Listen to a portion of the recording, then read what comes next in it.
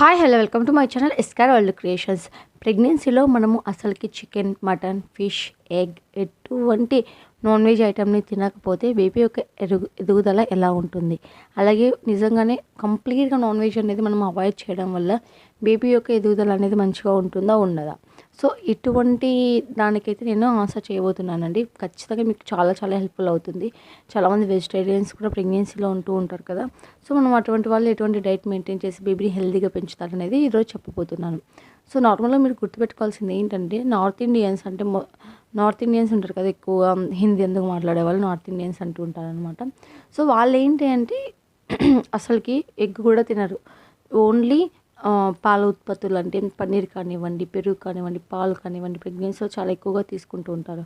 అసలు నాన్ వెజ్ని వాళ్ళు ముట్టను కూడా ముట్టరు. చాలా నిష్టగా పూజలు చేసుకుంటూ చాలా చాలా పవిత్రంగా ఉంటారన్నమాట. చాలా అంటే చాలా చాలా.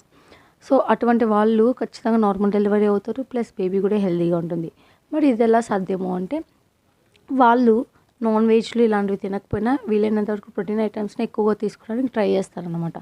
అంటే శనగలు కానివ్వండి, లేకపోతే మొలకొచ్చిన విత్తనాలు కానివ్వండి, పాలు కానివ్వండి, పన్నీర్ కానివ్వండి, అలాగే మనకు ఎక్కువగా పెరుగు కానివ్వండి. వాళ్ళు ఎక్కువ పాలు, పెరుగు చాలా వరకు తీసుకుంటారనమాట. పాలైతే చాలా ఎక్కువగా తాగుతూ ఉంటారు.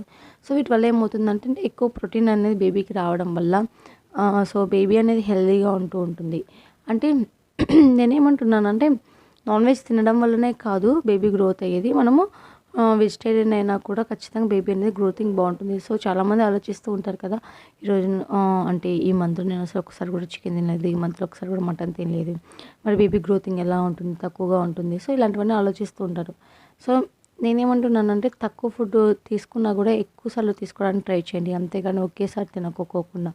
అలాగే నాన్ వెజ్ తింటేనే బేబీ హెల్తీగా ఉంటుందని ఏం లేదండి. నాన్ వెజ్ తినకపోయినా కూడా బేబీ హెల్తీగా ఉంటుంది. బట్ మీరు ప్రాపర్ డైట్ అనేది మెయింటైన్ చేయడం వల్లనే బేబీ హెల్తీగా ఉంటుంది. బేబీకి కావాల్సినటువంటి అన్ని అవసరాలు అనేవి తీరుతాయి. So thank you for watching. Please do like, share, subscribe to Escar world creations.